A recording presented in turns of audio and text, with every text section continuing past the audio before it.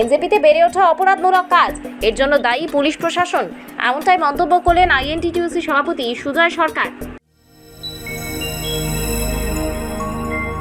আপনারা দেখছেন Times of Siliguri. জুয়ার সিন্ডিকেট কার দখলে তা নিয়ে চলছিল কালীপদ রায়ের সঙ্গে অভিযুক্তদের বিবাদ। এর আগেও দুপক্ষের মধ্যে মারামারির মতো ঘটনা ঘটে। শুক্রবার রাতে এমনই জুয়ার সিন্ডিকেট নিয়ে ঝামেলা বাঁধে কালীপদ রায়ের সঙ্গে অভিযুক্তদের। এরপরেই আগ্নেয়াস্ত্র, ধারালো অস্ত্র নিয়ে কালীপদ রায়ের উপর চড়া হয় অভিযুক্তরা। আইওসি গেটের সামনে কুপিয়ে খুন করে তাকে। তারপরই গা ঢাকা দেয় অভিযুক্তরা। তাদের খোঁজ শুরু করেছে এনজেপি থানার পুলিশ। তবে এনজেপিতে এই ধরনের অস্বাভাবিক কাজ ক্রমশ বেড়ে চললেও প্রশাসন নির্বিকার। প্রশাসন প্রথম থেকেই যদি কঠোর হাতে এই ধরনের অস্বাভাবিক কাজ দমন করার চেষ্টা করত, তাহলে হয়তো কারোর প্রাণ যেত না।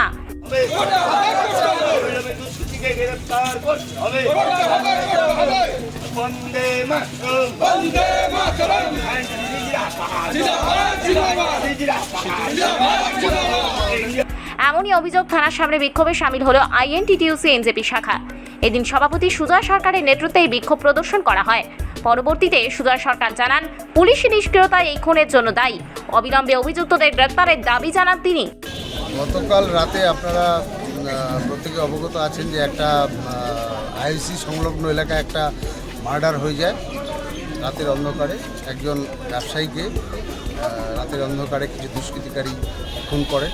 সেই খুনের প্রতিবাদে আমরা আজকে এলাকায় যেন শান্তি শৃঙ্খলা বজায় থাকে, খুনিরা যেন যত তাড়াতাড়ি সম্ভব গ্রেপ্তার হন, তাদের বিরুদ্ধে যথোপযুক্ত আইন অনুযায়ী ব্যবস্থা নেওয়া হয়। যার জন্য আমরা ইন্ডিয়ান অয়েল ড্রাইভার ইউনিয়নের পক্ষ থেকে, বিপিসিএল ড্রাইভার ইউনিয়নের পক্ষ থেকে এবং কন্ট্রাক্টার্স লেবার্স যারা শ্রমজীবী মানুষ ওই এলাকায় বেশি বসবাস করে তাদের সাথে নিয়ে তাদের তরফ থেকে আজকে একটা প্রতিবাদ স্মারকলিপি এখানে দেওয়া হলো, যেন অবিলম্বে যারা এই এলাকায় দুষ্কৃতি কাজ করে চলছে দীর্ঘদিন যাবৎ। আমরা এর আগেও প্রশাসনকে জানিয়েছি, ওখানে একটা বড় অংশের শ্রমিক সম্প্রদায়ের মানুষ বসবাস করেন।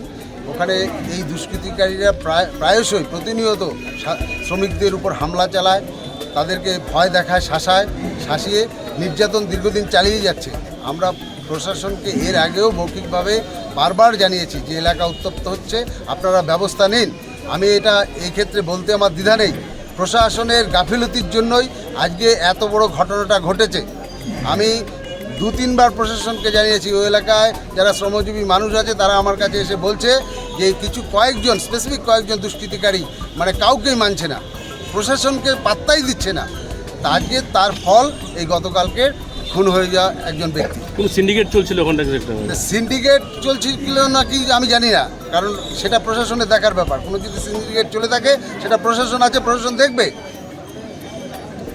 আর আমাদের যে আইএনটিটিইউসি সংগঠন, যে ওখানে কন্ট্রাক্টার্স লেবার্স ইউনিয়ন আছে, আমাদের ড্রাইভার ইউনিয়ন আছে, বিপিসিএলে আমাদের ড্রাইভার ইউনিয়ন আছে, ওখানে শ্রমিক সংগঠন আছে। আমার বক্তব্য হচ্ছে শ্রমিক সম্প্রদায়ের উপর কোনো অত্যাচার, দাদাগিরি, এগুলো আমরা শ্রমিক সংগঠন বরদাস্ত করব না। আমরা প্রশাসনকে বিগত দিনেও জানিয়েছি, আগামী দিনে জানাবো, যেন দুষ্কৃতীরা কোনোভাবেই তাদের দৌরাত্ম্য না বেড়ে যায়। দৌরাত্ম্য বেড়ে গেলে এই ঘটনা ঘটে। গতকালকে তার দৃষ্টান্ত। অভিযোগ উঠছে যে এই সিন্ডিকেট নিয়ে এই ঝামেলাটা শুরু। কোথায় সিন্ডিকেট চলছে, কি চলছে, এটা তো টোটালটা প্রশাসন দেখবে। আমরা শ্রমিক সংগঠন করি। শান্তি হচ্ছে কেন পুলিশ